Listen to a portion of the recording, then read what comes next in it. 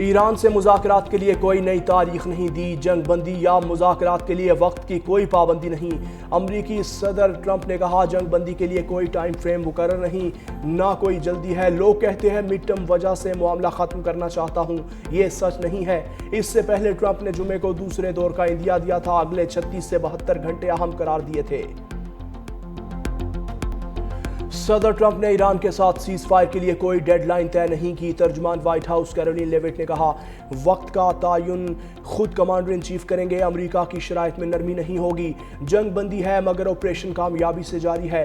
ایران کو افسودہ یورینیم امریکہ کے حوالے کرنا چاہیے۔ ایران کی بحری ناکہ بندی جاری ہے، ایرانی قیادت اس وقت تقسیم کا شکار ہے۔ صدر ٹرمپ کو ایران کی جانب سے متفقہ جواب چاہیے۔ امریکہ نے لچک کا مظاہرہ کیا تاکہ ڈیل ہو سکے، امریکہ کو ایران کے جواب کا انتظار ہے۔ صدر جنگ بندی کی توسیع پر متفقہ رد عمل چاہتے ہیں۔ صدر ٹرمپ آبنائے ہرمز میں ناکہ بندی سے مطمئن ہیں۔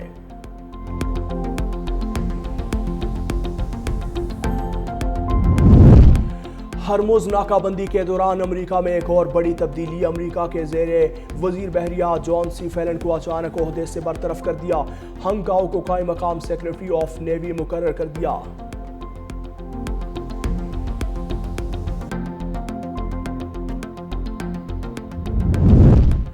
ایرانی صدر نے ملکی قیادت میں اختلافات کی خبریں مسترد کر دی ہیں۔ صدارتی دفتر کی طرف سے جاری بیان میں کہا ایرانی قیادت کے اندر مثالی اتحاد ہے، انصاف، وقار اور دانش مندی کی بنیاد پر مذاکرات کا دروازہ اب بھی کھلا ہے۔ دشمن سیاسی پروپیگنڈا کر رہا ہے، جھوٹ کھڑنے کی بجائے انہیں اپنی وعدہ خلافی، دھونس اور فریب کاری بند کرنی چاہیے۔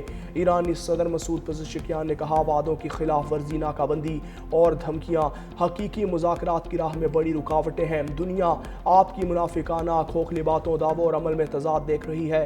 ایران نے بات چیت اور معاہدے کا خیر مقدم کیا اور ایسا کرنا جاری رکھے گا۔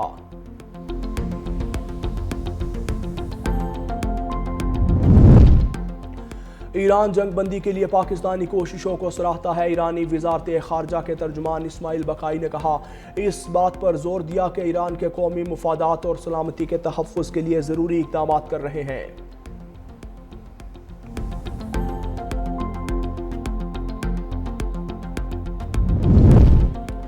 ایرانی وزیر خارجہ عباس عراقچی کی تہران میں جنوبی کوریا کے خصوصی مندوب سے ملاقات۔ عباس عراقچی کا کہنا ہے کہ خلیج اور آبنائے ہرمز میں بدامنی کی اصل جڑ امریکی اور اسرائیلی جارحیت ہے۔ ایران نے بین الاقوامی قوانین کے تحت اپنی سلامتی کے لیے اقدامات کیے، کسی بھی قسم کے نتائج کی ذمہ داری حملہ آوروں پر ہوگی۔ عباس عراقچی کا عالمی برادری سے امریکی اور اسرائیلی اقدامات کی سخت مذمت کا مطالبہ۔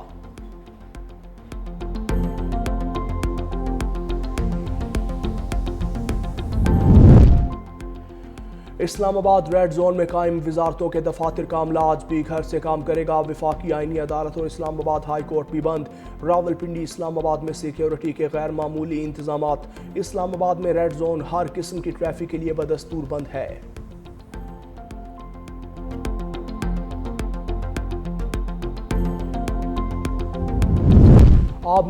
ایران نے آبنائے ہرمز میں ایک تجارتی جہاز پر قبضے کی ویڈیو جاری کر دی ہے۔ ویڈیو میں مسلح ایرانی اہلکاروں کو کارگو شپ پر چڑھتے ہوئے دیکھا جا سکتا ہے۔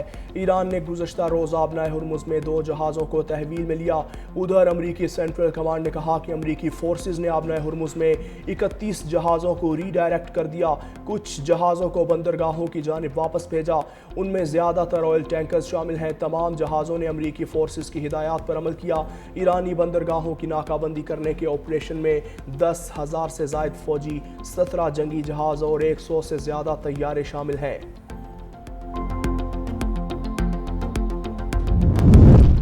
عالمی کشیدگی میں اضافہ، خام تیل کی قیمتیں مزید بڑھ گئیں۔ برنٹ کروڈ کی قیمت میں 3% سے زائد اضافہ ریکارڈ ہوا، جس کے بعد یہ $102 فی بیرل تک پہنچ گیا۔ WTI کروڈ 2.87% اضافے کے بعد $94 فی بیرل ہو گیا۔ ابوظہبی کا مربان کروڈ بھی 4.88% اضافے کے ساتھ $103 فی بیرل کی سطح پر جا پہنچا۔ رائٹرز کے مطابق خام تیل کی قیمتوں میں حالیہ اضافہ اس بات کا اشارہ ہے کہ عالمی سطح پر پیٹرولیم مصنوعات مزید مہنگی ہو سکتی ہیں۔ ایران جنگ سے متاثرہ خلیجی اتحادیوں نے کرنسی سویپ کی سہولت حاصل کرنے کی درخواست کی ہے۔ امریکی وزیر خزانہ اسکاٹ بیسنٹ نے کہا کہ ان ممالک میں متحدہ عرب امارات بھی شامل ہیں۔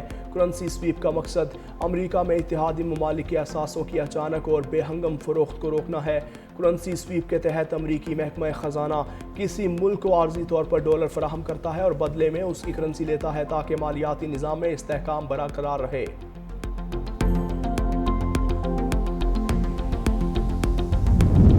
اسلام آباد میں اہم سفارتی رابطہ۔ وفاقی وزیر داخلہ محسن نقوی کی امریکی سفیر نیٹلی بیکر سے ملاقات۔ خطے کی تازہ صورتحال اور مذاکرات کے دوسرے راؤنڈ پر تفصیلی تبادلہ خیال۔ جنگ بندی میں توسیع پر امریکی صدر ڈونلڈ ٹرمپ کے اقدام کا خیر مقدم۔ کشیدگی میں کمی اور دیرپا حل کے لیے سفارتی چینلز جاری رکھنے پر زور۔ محسن نقوی کا کہنا تھا وزیر اعظم شہباز شریف اور جنرل عاصم منیر ہر سطح پر متحرک ہیں۔ ایران سے بھی مثبت پیش رفت کی امید ہے۔ امریکی سفیر نے قیام امن کی کوششوں پر پاکستان کے کردار کو سراہا۔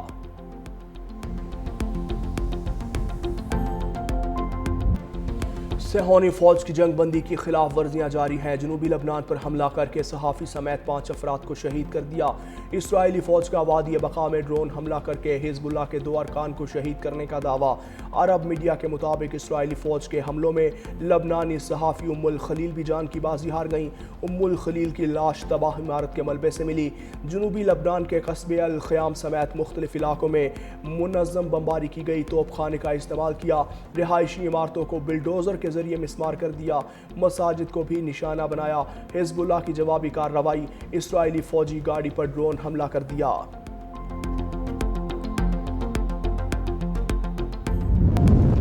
ایران امریکہ مذاکرات پاکستان کی پوزیشن نمایاں۔ بھارت عالمی منظرنامے میں پیچھے رہ گیا۔ امریکی جریدے دا اٹلانٹک کے مطابق بھارت کا عالمی طاقت بننے کا خواب چکنا چور۔ اسلام آباد میں مذاکرات کا پہلا دور بغیر کسی معاہدے کے ہونے پر نئی دلی میں خوشی کا اظہار۔ داخلی سیاست اور میڈیا کنٹرول نے بھارت کی عالمی ساکھ کو نقصان پہنچایا۔ 8 اپریل کی جنگ بندی کے بعد بھارتی سیاسی حلقوں میں مودی حکومت پر تنقید بڑھ گئی۔ پہلگام فالس فلیگ بھارت 1 سال بعد بھی ISPR کے سوالات کے جوابات نہیں دے سکا۔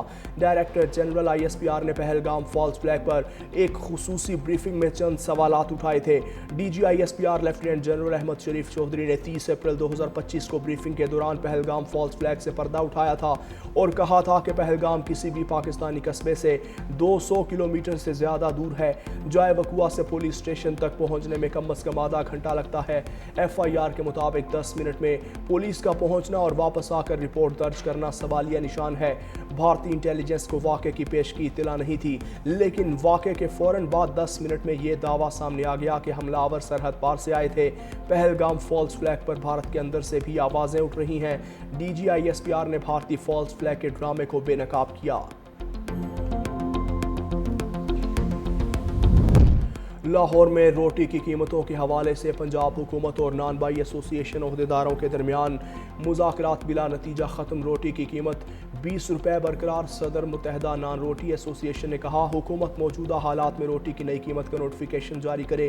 حکومت کی طرف سے نئی قیمت بڑھانے کی یقین دہانی نہیں کروائی گئی۔ حکومت اگر تندور مالکان کو ریلیف دے تو روٹی 14 روپے میں فروخت ہوگی۔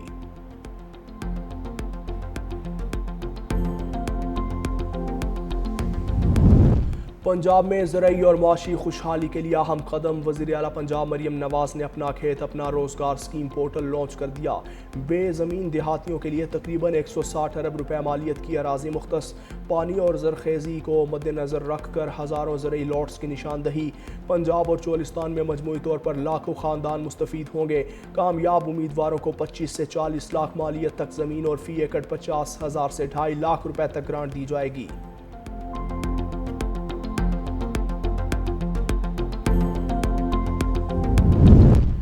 وفاقی حکومت کا گرین لائن BRT توسیعی منصوبہ۔ کراچی میں ایم اے جناح روڈ پر تعمیراتی کام کے سبب ٹریفک روانی متاثر۔ گرین لائن توسیعی کوریڈور کی تعمیر کی وجہ سے جگہ جگہ رکاوٹیں۔ سولجر بازار براستہ سی بریز صدر جانے والا ٹریک بند کر دیا۔ تاج کمپلیکس پر گرین لائن کی تعمیراتی کام کے باعث ٹریفک کی روانی متاثر۔ نمائش چرنگی سے میونسپل پارک اردو بازار تک توسیعی کوریڈور بنایا جا رہا ہے۔ تعمیراتی کام کی وجہ سے سینٹرل بزنس ہب میں آمد و رفت متاثر ہے۔